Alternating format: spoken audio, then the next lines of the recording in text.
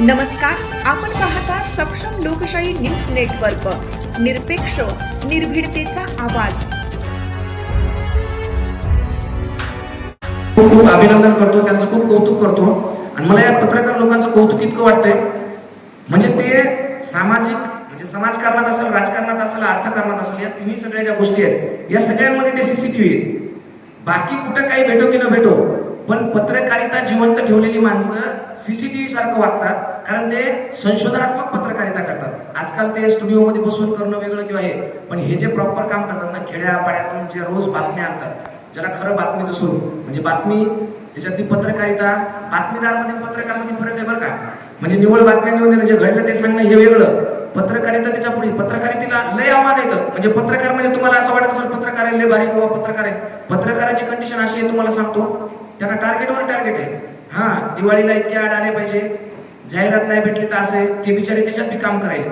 म्हणजे त्यांना माहिती आहे की मला काम असं करायचंय, पण तसं काम मनासारखं करता येत नाही, तरी सुद्धा पत्रकारिता जिवंत ठेवणं, त्याच्यावर काम करणं आणि त्या पद्धतीनं लोकांपर्यंत बातमी नेणं, त्या पद्धतीनं लोकांपर्यंत एखादी गोष्ट नेणं, पोहोचवणं, हे काम ते करतात. म्हणून त्या सगळ्या पत्रकार बांधवांचं मी मनापासून कौतुक करतो. एक बातमी फक्त एक बातमी तुमच्या गावाचा चेहरा मोहरा बदलून टाकू शकते. जर पत्रकार प्रामाणिकपणे जर गेला, इथल्या सरकारी दवाखान्यामध्ये काय होतंय, काय होत नाही, हे जर दाखवलं तर तिथला चेहरा मोहरा बदलतो. जसं नांदेडची एक बातमी एका पत्रकाराने केली होती की नांदेडच्या सरकारी दवाखान्यामध्ये पेशंट कमी, डुकरच लयत म्हणले. 2 दिवस तिथलं परेशान बेजार होतं, डुकरं हाकलल्यातच, अजूनही गेले नाही ते तसेच येतं, पण त्या माणसामुळे तिथपर्यंत गेली तर ती गोष्ट. तसं एक रस्ता होत असताना एखादा पत्रकार जर चांगला असेल, त्यानं जर पाहिलं की रस्त्यामध्ये काही कमी जास्त आहे, एक बातमी लावली तर त्या रस्त्याचं स्वरूप बदलतं. पण पत्रकाराने बातम्या लावायचा आता सोय म्हणजे दिवसेंदिवस अवघड व्हायला बरं का. म्हणजे काय त्यांच्यावर दबाव आहे राजकीय लोकांचा. चांगले राजकीय लोक आता फारसे म्हणजे राहिले नाहीत, आता सगळे राजकीय लोक त्यांच्या सोयीनं राजकारण करणारे असतात. मग ते पत्रकाराने एखादी हीच बातमी काढून लावली, एखादं वाळवालं म्हणते तूच कसं कायच बातमी लावली. असे एवढे सगळे आव्हानं असून सुद्धा पत्रकार लोक इतक्या मेहनतीनं, इतक्या धाडसानं काम करतात.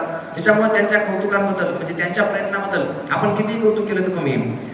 आता राहिला प्रश्न आपल्या बाकी सगळ्यांचा की आपण काय केलं पाहिजे. आपल्या आयुष्यात आपल्याला जे योग्य पद्धतीने करता येईल ते आपण केलं पाहिजे. आता सांगितलं त्यांनी की अगरबत्तीपासून सुरुवात केली, एवढं चांगलं म्हणजे इथपर्यंत जाऊन पोहोचले. त्या आयुष्यामध्ये छत्रपती शिवाजी महाराजांनी स्वराज्याची निर्मिती केली. आता आपल्याला तेवढं मोठं काम करायची गरज नाही, पण एक गोष्ट कायम लक्षात ठेवायची की छत्रपती शिवाजी महाराजांनी स्वराज्याची निर्मिती करताना फक्त त्यांनी एक गोष्ट पाहिली होती की त्यांना जिजाऊ माता म्हणल्या होत्या की आपण किती मोठी कर्तबगारी दाखवली तरी शेवटी आपण कोणाचे नाही कोणाचे गुलाम असतो. ही गुलामी बाहेर टाकण्यासाठी त्यांच्या आईचं स्वप्न होतं, त्यांच्या वडिलांचं स्वप्न होतं, ते स्वप्न पूर्ण करण्यासाठी म्हणून छत्रपती शिवाजी महाराजांनी स्वराज्याची निर्मिती केली. आणि त्या स्वराज्याच्या निर्मितीमुळे आपल्या लोकांना स्वाभिमान काय असते ते कळला. तसं आपल्या आयुष्यामध्ये दुसरं काहीच करू नका, फक्त आई वडिलांचं काय स्वप्न आहे आपल्या, तेवढं जरी केलं ना तर त्याच्यातून खूप मोठं काम होऊ शकतं. आणि पण आज काय झालं माहिती का, आज आपण मोबाईल असतील किंवा या सगळ्या गोष्टी असतील, याच्यामुळे काय झालं, माणूस डिस्ट्रॅक्ट झाला. म्हणजे कामावर फोकस नाही त्याचा, दुसऱ्या गोष्टीकडे जास्त वेळ जातोय. एक छोटीशी तुम्हाला 2 मिनिटाची गोष्ट सांगतो. गोष्ट एकदम मस्त आहे, तुम्हाला आवडेल, तुम्ही कायम कोणालाही सांगशाल अशी मस्त छान आहे. एकदम गंभीर दीर्घगंभीर होऊन बसू नका, मोकळं बसा. काय नाही, मी तुमच्या शिंदगीचं म्हणजे बाजूलाच आहे आपलं, माळवडाला की शिंगी आहे ना. काय असते, 2 माणसं होते, म्हणजे एक बाई आणि एक माणूस, नवरा बायको. नवीन लग्न झालं त्याचं.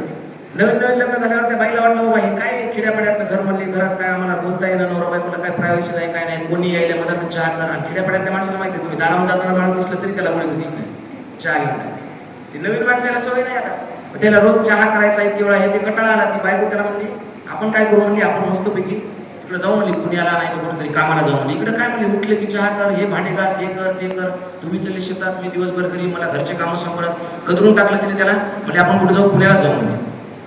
गेले 2 जण पुण्याला गेले. मस्तपैकी ते लग्नात आलेले त्यानं वाटी ताट जेवढं काय होतं नाव पाहू असं. म्हणजे आजकाल लय खतरनाक कार्यक्रम आहे. हे माझं कपाट आहे, हे याचं आतरण. आमच्या काळामध्ये तुम्ही म्हणसाल म्हणजे तुम्ही असं नेमकं वय किती आहे तुमचं आहे की नाही, पण इथून मागच्या 10-15 वर्षात हे माझं तुझं असं काय नव्हतं. सगळ्याला सारखेच गोधडे, सगळ्याला सारखेच कपडे, एकदा कपडा घेतला की 4-5 व्हायचे, त्याच्यात शिवून काढायचे. आता तसं नाही. आता लग्नात हे आलेलं कोणाचं आहेर आहे, हे सासूबाईचा आहेर वेगळा, सुनाचा वेगळा, हे तिचा, हे माझं, असं लय सिस्टीम चालू आहे. मग त्या बाईनं काय केलं, घरात होतं नव्हतं तेवढं, ते खुर्च्या बिडच्या जे काय आता सगळं टेम्पोत भरलं, पुण्याला निघून गेले दोघं नवरा बायको मस्तपैकी. आता म्हणले इथं खूप छान काम चालू आहे म्हणले. मस्त त्याने 2-3 महिन्यात गाडी बिडी घेतली. चोर माहिती आहे तुम्हाला, चोर ते मगरीपेक्षा बी खतरनाक असतात. ते असं ओळखतात, हा यानं 2 महिन्यात गाडी घेतली म्हणजे पगार बरा असेल याला. एका दिवशी चोरायचं ठरलं, म्हणजे आपण काय करायचं, याच्या घरावर दरोडा टाकायचा. मग मग आता दरोडे टाकायचं म्हणले 10-12 जण ते चोर बिर सगळं तलवारी बिलवारी सगळं घेऊन घरात घुसले. 11, 11:30, 12 वाजता. याच्या बिचाराच्या 2च रूम होत्या. चांगला संसार याच्या बिचाराचा टापटीच होता. पहिल्या रूम मध्ये ते 2 जण होते. मागं सगळं सामान ठेवलेलं होतं. ते मधात चोर गेल्याबरोबर काय केलं चोरायनं म्हणले उभं राहतो काही जण. ते नवरात्र हुशार होता. त्याला वाटलं फोन बिन करावं, पोलिसाला काहीतरी करावं. फोन काढूच लागले ते म्हणजे फोन बिनला हात लावायचा नाही. ते फोन तिकडे ठेवले. 2घे जण कॉटवर उभं राहा म्हणले.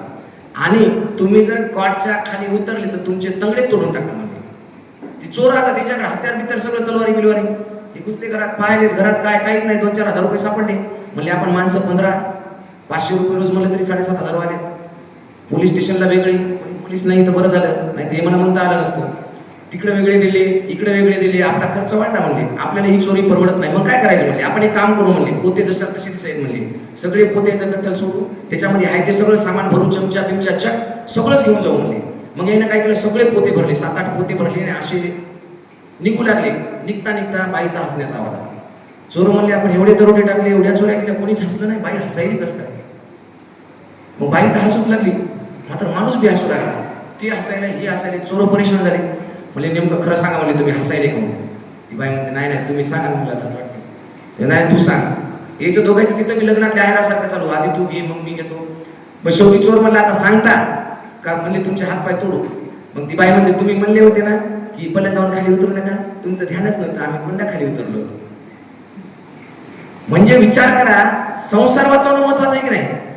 आपल्याला आपला संसार वाचवणं, जे कष्टानं केलं ते वाचवणं महत्वाचं आहे की नाही. पण तसं नाही. आज समाजामध्ये कशाला महत्व आहे माहिती का. मी स्टेटस काय ठेवलं ते किती लोकांना पाहिलं, मी एखाद्याला काय बोललो, गावातला एखादा सार्वजनिक कार्यक्रम असेल त्याच्यात मी कसं त्याला विरोध केला. म्हणजे अशा वेगवेगळ्या गोष्टी आहेत. या सगळ्या गोष्टींवर मात करून आपण आपल्या आयुष्यावर फोकस करणं फार महत्वाचं आहे. ते जर फोकस नाही केलं तर आपल्या आयुष्यामध्ये आता आपण जसं तुम्ही आता गोष्ट कधी तुम्ही आठवा, तुम्हाला ते दोन्ही नवरा बायको मूर्ख वाटतील की नाही. असं आपल्याला लोक काही दिवसानंतर मूर्ख समजतात. अरे याच्याकडे सगळं होतं, यानं काहीच केलं नाही, यानं फक्त ते स्टेटस ठेवण्यातच गेलं, हे मोबाईल वापरण्यातच गेलं. मग अशा गोष्टी आपल्या आयुष्यात घडू नये म्हणून प्रत्येकानं वय किती असो, आता बाबाचं वय 78 वर्ष वय, ते म्हणतात की मला अजून सुद्धा प्रेरणा मिळाली की मी आणखी पुढे काहीतरी समाजासाठी चांगलं करू. आणि आपण आपल्यासारखे कित्येक जण जे तरुण आहेत किंवा लहान असतात किंवा तुमच्या घरात लेकर बाळ असतात तर लेकरा बाळाला चांगलं शिकवण्यासाठी प्रयत्न करा. त्यांना चांगलं शिक्षण द्या. काही अडचण असेल तर मोठ्या माणसांचे अनुभव त्यांच्याकडून विचारून घ्यायचा की कसे शिकले ते, कसे इतके मोठे झाले. कारण प्रत्येक मोठं झालेला माणूस काही श्रीमंताच्या घरातून आला नाही, जन्मताच काही सोन्याचा चमचा घेऊन पैदा झालेला नाही. त्यांनी त्या कष्टानं उभारले. त्यांच्याकडे पहा. म्हणजे असे जे उदाहरण आहेत की 78व्या वर्षी इतकं कडक बोलले ते छान.